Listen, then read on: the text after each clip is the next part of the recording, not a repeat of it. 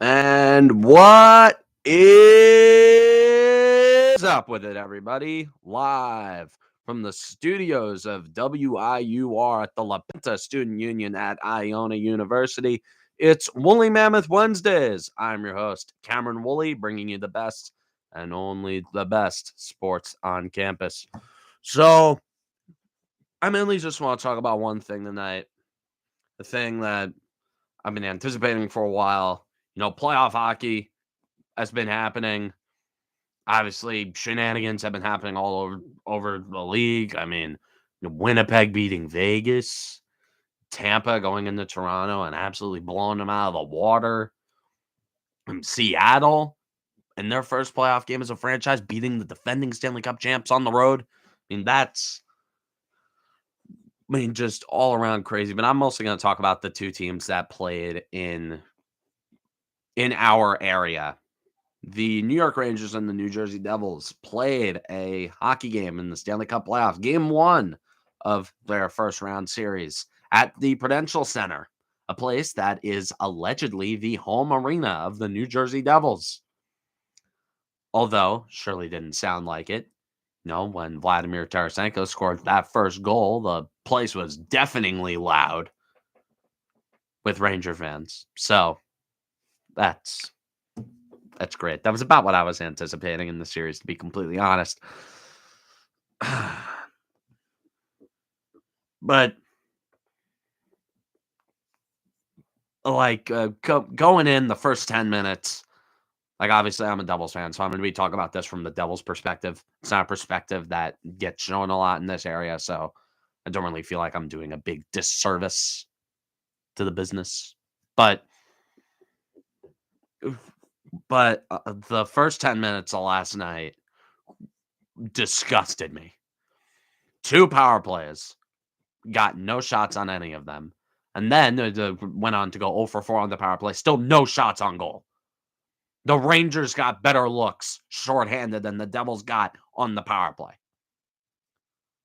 Absolutely disgusted. And then granted, the final 10 minutes of the first and even most of the second, Devils looked good. They looked really good. They outshot the Rangers. But the thing is, 28 shots, it's not going to be enough when you're going up against Igor Shesterkin. And I know the Rangers blocked a bunch of shots, but here's the thing. Make better lanes. Oh, we didn't have space. Make space for yourselves. Make space. And I was watching last night. The Devils were trying to play a physical game. They were trying to conform to what playoff hockey, quote unquote, should be.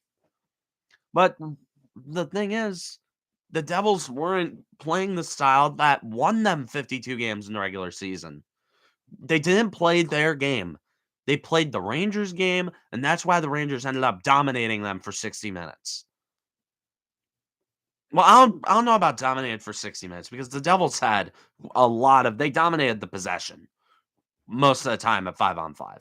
They dominated the expected goal share. They dominated the Corsi share. All of the underlying stats at 5-on-5 said that the Devils overall had control of that game. But here's the thing. And I was seeing Devils fans say, even though they're down 3, they look great. I'm like, sorry, great? On what planet is being down by 3 in a playoff game looking great? And I know, as a fan base, we haven't really experienced, this in a while. We're used to being okay with moral victories. We're used to being okay with winning the peripheral battle. But here's the thing. The peripherals don't matter in the playoffs. Sure, the peripherals matter in the regular season when you're trying to gauge a larger sample size and what play style wins your team games. But in the playoffs, all that matters is the score that's on the board and the score in the series. That is all that matters in the playoffs. I don't care if we outshot them. I don't. Because any of the shots that the Devils did have, I think they only got around 3, 4, 5 good looks that entire game. And when they did have the good looks, Igor was there to stop them. And I read somewhere it's 23 blocked shots by the Rangers. Again, if you don't have shooting lanes, create shooting lanes. You know, if they're trying to block shots, use that as a screen.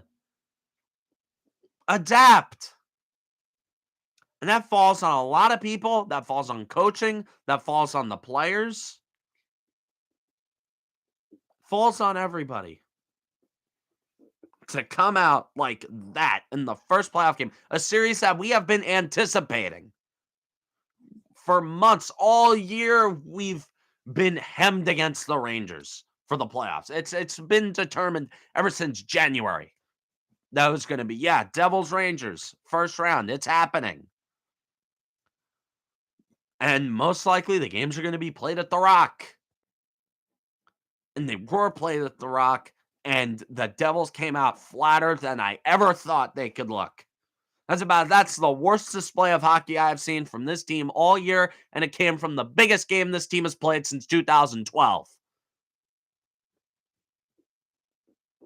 And I was going to come into this with like an aw shucks attitude, because I was going into this thinking, I can't bring myself to be mad at this team. I can't. They exceeded every single expectation that was put in front of them.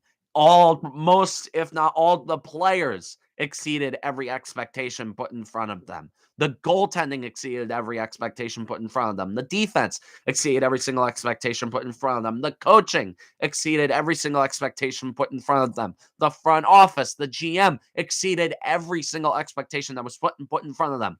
52-win regular season. Most wins and most points in a single season in the history of the New Jersey Devils franchise. Even going back to when they were in Kansas City and Colorado, because they were terrible in Kansas City and Colorado. You don't even need to count that as part of their history. Record-breaking season for the team and for multiple players. Record-breaking seasons. And I was going in this, you know what? They're just getting their feet wet in the playoffs. The window's going to be open for years. I'll worry about getting worked up about them and worry about them becoming the Yankees or Leafs or the Bills when they end up doing this for a couple more years, when they should be progressing and moving on the playoffs and winning games like this. But I saw a tweet from Amanda Stein around half an hour ago that really just set me off and actually really got me worked up and riled up for this.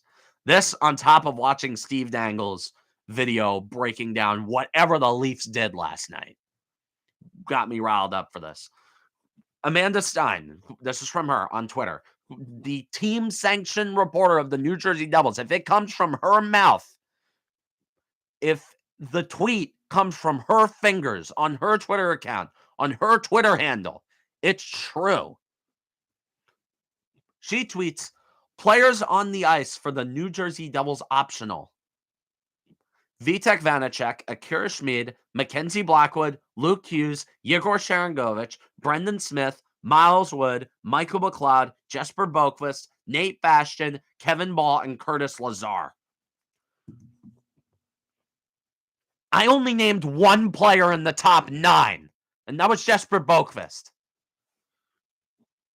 The only player who even sniffed big ice time last night, other than him, was Vanacek, who was on that list. Notice the absence of Jack Hughes, Nico Escher, Jesper Bratt, Timo Meier, Andre Palat, Dougie Hamilton, Jonas Siegenthaler, Ryan Graves, John Marino, Damon Severson. I'm trying to think, but those are the real notable players. No Dawson Mercer. No Tomas Tatar on that list. Really? You get your bell rung in the first playoff game that you play in 5 years, the first big playoff game you guys play in 11 years, and you don't even bother to show up for the optional skate the next day? And this is, and I hate saying this about Nico Hischier because I love Nico Hischier as a player. And I have heard nothing but great things about him as a leader. I have had nothing but great things to say about him as a leader and as a player on this team. But as the captain and as someone who clearly has a lot of influence in that room, you got to go out there for that. I saw like a report for the Rangers. Only like 2 players were off the list for the optional skate this afternoon. Are you kidding me? If I was the coach, I'd drag them out there for a bag skate at 6 in the morning after whatever the heck that was last night. Just embarrassing. And what does this say to us as fans? What does this say to us as people, or as a lot of fans who paid good money to be there last night, and fans who are fans, Devils fans, and I know there aren't a lot of Devils fans at the Rock for this series, but how about the fans who are paying good money to be there tomorrow night to probably watch you get your head smashed again after the amount of commitment that I'm seeing from this team? Like, dude, I get it. You exceeded expectations. I get it. Maybe you don't want to overwork the guys after they got worked last night. But, like, as a player, you got to get out there for that. And I know it's optional. But optional, if you're not out there, it makes you question the commitment. Jack Hughes, Nico Hischier, you're signed to long-term deals. I have never criticized these players once during their time in New Jersey. But guys, you're the future of this team. You are the present of this team. Dougie Hamilton, you are the future and present of this team. John Marino, Jonas Siegenthaler, you're the present of this team. Make an example. Go out there. Put in the work. Because clearly, whatever preparation you guys made for game 1 clearly was not enough. And if you're just going out there and going out, having lunch at a nice restaurant in Hoboken or JC or somewhere like Weehawken or something like that, if you're opting to do that and walk whatever exotic dog you have, and probably because you guys live in Hoboken, you probably spend way too much money on that dog anyway. But whatever you guys are doing, I guarantee, unless you are in the film room breaking down film before you go out on the ice and test out whatever adjustments that you guys clearly need to make, especially on special teams, after last night, then this is going to get ugly, and it's going to get ugly quick if the commitment level is not high. Again, I can't believe I have to question this during the playoffs. I can't believe it. I have yet to get actually mad at this team all year. I mean, except for a couple of games where they played where they looked bad. But this is during the playoffs. You can't be doing this in the playoffs. These games matter. Granted, in the regular season they mattered, but here they really matter. And if you guys make it to the second round, they're really, really going to matter. If you guys make it to the third round, they're really, really, really going to matter. And if you guys make the Stanley Cup final, you get my point.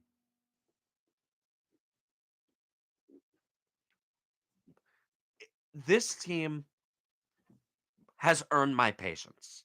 This team has earned my faith.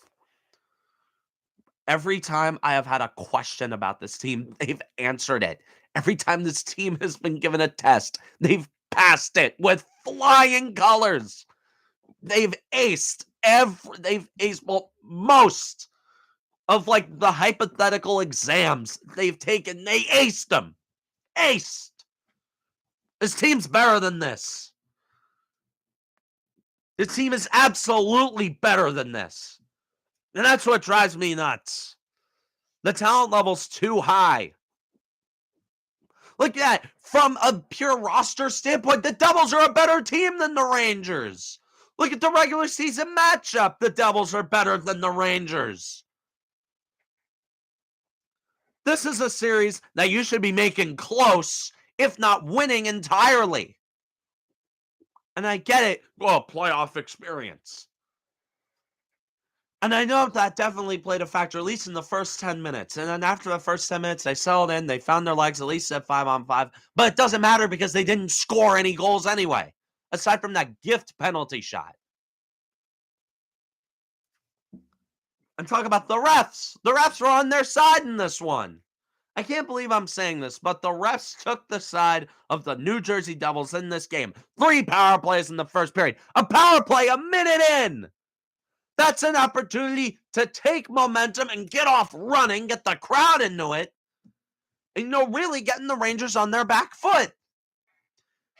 Because if the Rangers don't have the lead, they're going to be forced to push up. They're going to get turned. They're going to turn the puck over. And that's where this team thrives, in transition on the rush. When teams make mistakes. And when the Rangers went up 2, 10 minutes in, they had the opportunity to just park the bus, play defense, and play their game. And that's the trap the Devils fell into. Ironically enough, the Devils falling into a trap.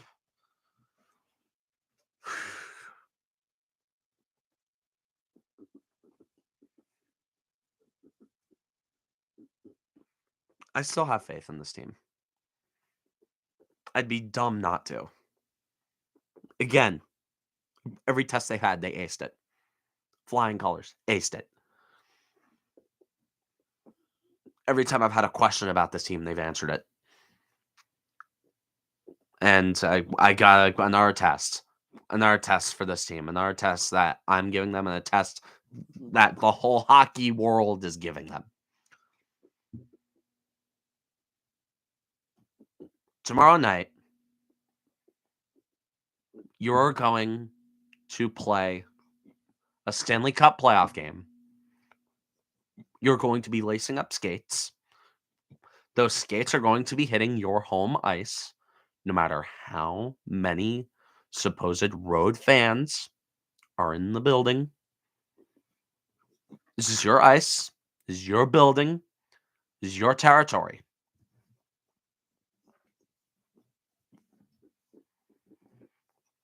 If you guys are going to win this series,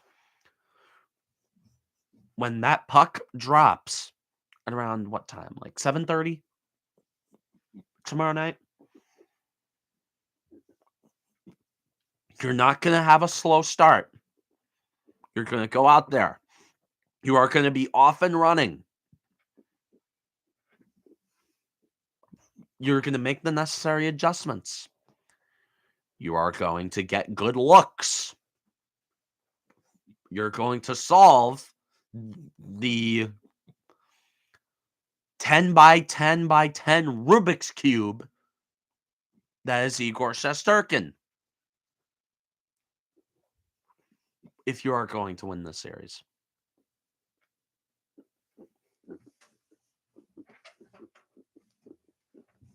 You're going to have a great first period. You're going to have a great first 20 minutes. And after that, there's going to be an intermission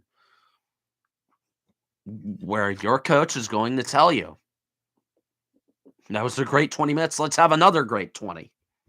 And then after that, you're going to have another great 20 minutes. And then after that, you're going to have another great 20 minutes. And then the horn's going to sound and you're going to win that game. And you're going to go back to the Garden with the series tied up at 1. That is what is going to happen if you're winning this series. If you're winning this thing, like I know you can.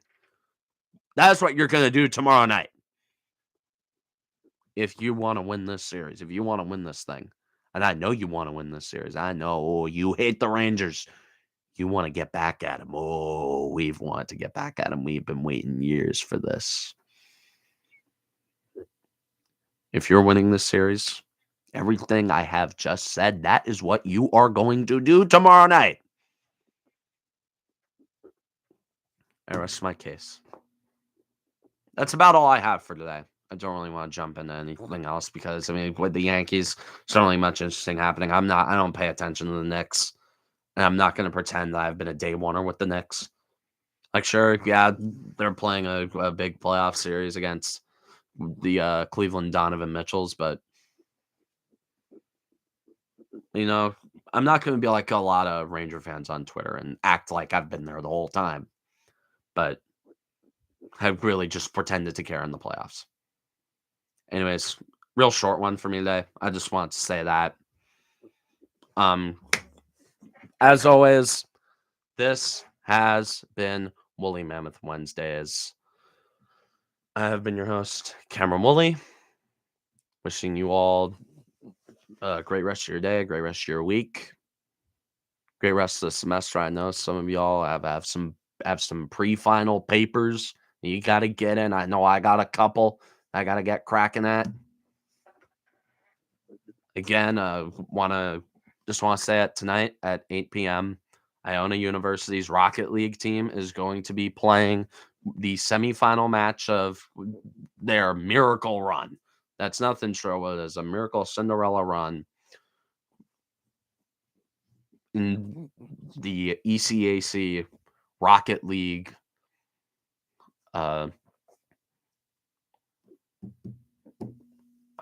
Rocket League Champion Plus playoffs. They're the 27 seed. They are going to be shooting up against number 26, Kentucky. I will be on twitch.tv/Iona Esport, I believe. So I'm going to be casting that game. Be sure to drop by and give some support to your all in all, just generally another Iona sports team, one of the greatest runs in the history of this school. And I think it should be recognized more. I did a tweet thread about them. As always, but above all else, give them your support. It would mean a lot to me. It would mean a lot to the guys. So, anyways, this has been Cameron Woolley signing off.